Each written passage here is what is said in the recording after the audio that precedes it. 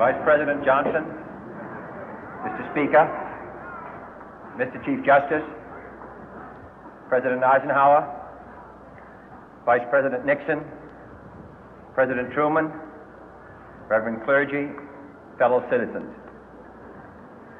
We observe today not a victory of party, but a celebration of freedom, symbolizing an end as well as a beginning, signifying renewal as well as change. For I have sworn before you and Almighty God the same solemn oath our forebears prescribed nearly a century and 3/4 ago.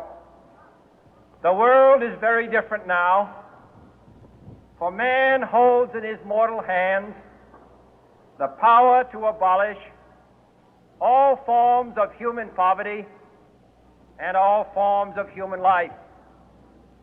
And yet the same revolutionary beliefs for which our forebears fought are still at issue around the globe. The belief that the rights of man come not from the generosity of the state, but from the hand of God.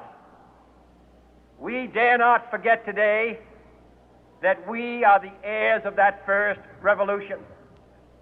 Let the word go forth from this time and place to friend and foe alike that the torch has been passed to a new generation of Americans born in this century, tempered by war, disciplined by a hard and bitter peace, proud of our ancient heritage, and unwilling to witness or permit the slow undoing of those human rights to which this nation has always been committed and to which we are committed today at home and around the world.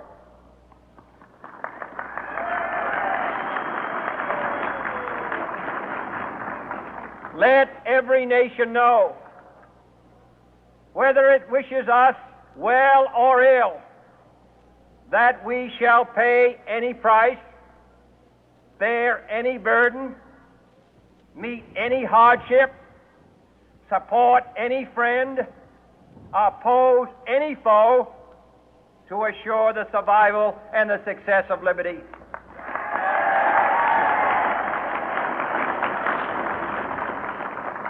This much we pledge and more. To those old allies whose cultural and spiritual origins we share, we pledge the loyalty of faithful friends. United, there is little we cannot do in a host of cooperative ventures. Divided, there is little we can do, for we dare not meet a powerful challenge at odds and split asunder. To those new states whom we welcome to the ranks of the free, we pledge our word that one form of colonial control shall not have passed away, merely to be replaced by a far more iron tyranny. We shall not always expect to find them supporting our view, but we shall always hope to find them strongly supporting their own freedom, and to remember that in the past, those who foolishly sought power by riding the back of the tiger ended up inside.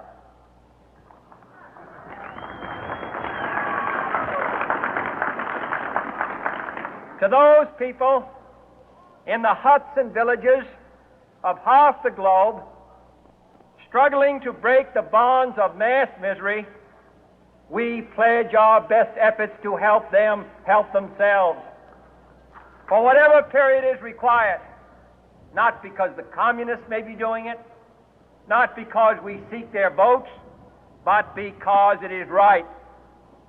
If a free society cannot help the many who are poor, it cannot save the few who are rich.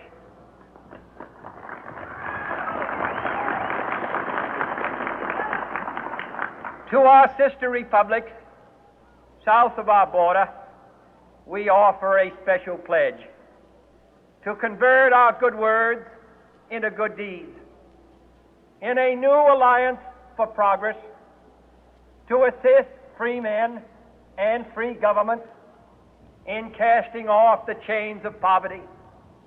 But this peaceful revolution of hope cannot become the prey of hostile powers.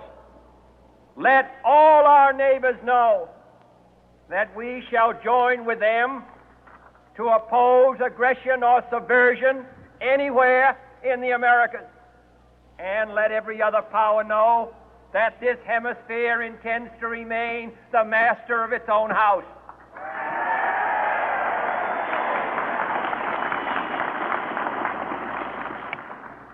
To that World Assembly of Sovereign States, the United Nations, our last best hope, in an age where the instruments of war have far outpaced the instruments of peace, we renew our pledge of support to prevent it from becoming merely a forum for invective, to strengthen its shield of the new and the weak, and to enlarge the area in which its writ may run. Finally, to those nations who would make themselves our adversary, we offer not a pledge, but a request that both sides begin anew the quest for peace. Before the dark powers of destruction, unleashed by science, engulf all humanity in planned or accidental self-destruction, we dare not tempt them with weakness, for only when our arms are sufficient beyond doubt can we be certain beyond doubt that they will never be employed.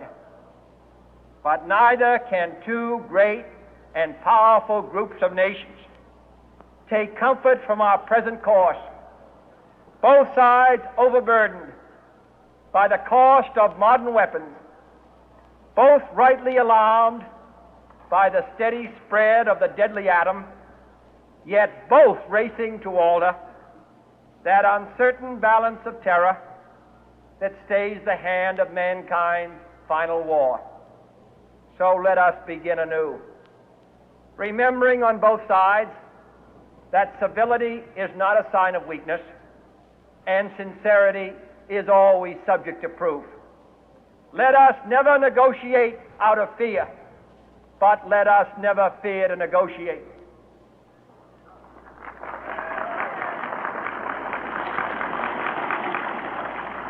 Let both sides explore what problems unite us, instead of belaboring those problems which divide us. Let both sides, for the first time, formulate serious and precise proposals for the inspection and control of arms, and bring the absolute power to destroy other nations under the absolute control of all nations.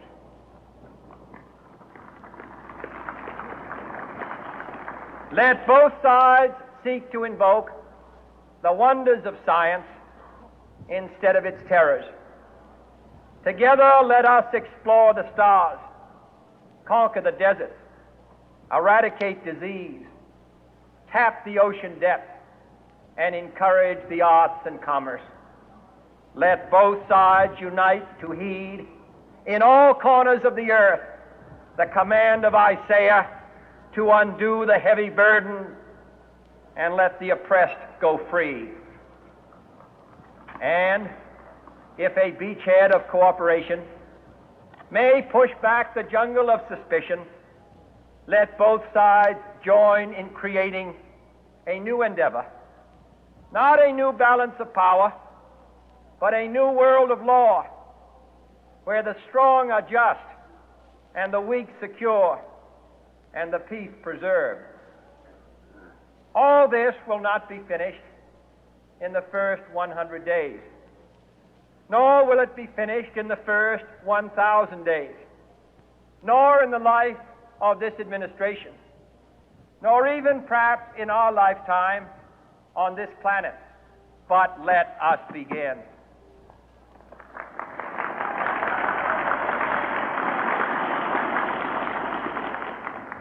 In your hands, my fellow citizens, more than mine, will rest the final success or failure of our course. Since this country was founded, each generation of Americans has been summoned to give testimony to its national loyalty. The graves of young Americans who answered the call to service surround the globe. Now the trumpet summons us again, not as a call to bear arms, though arms we need, not as a call to battle, though in battle we are, but a call to bear the burden of a long twilight struggle, year in and year out, rejoicing in hope, patient in tribulation, a struggle against the common enemies of man, tyranny, poverty, disease, and war itself. Can we forge against these enemies a grand and global alliance, north and south, east and west, that can assure a more fruitful life for all mankind? Will you join in that historic effort?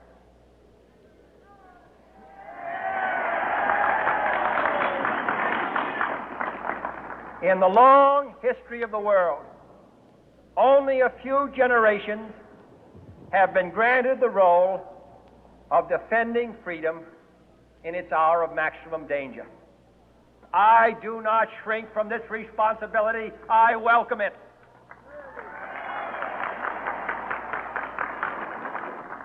I do not believe that any of us would exchange places with any other people or any other generation.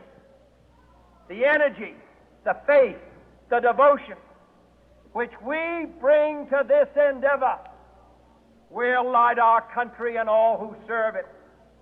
And the glow from that fire can truly light the world. And so, my fellow Americans, ask not what your country can do for you, ask what you can do for your country.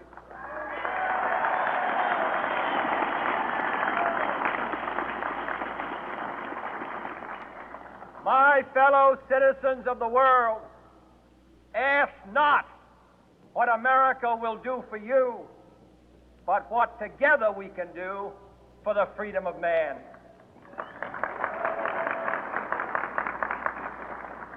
Finally, whether you are citizens of America or citizens of the world, ask of us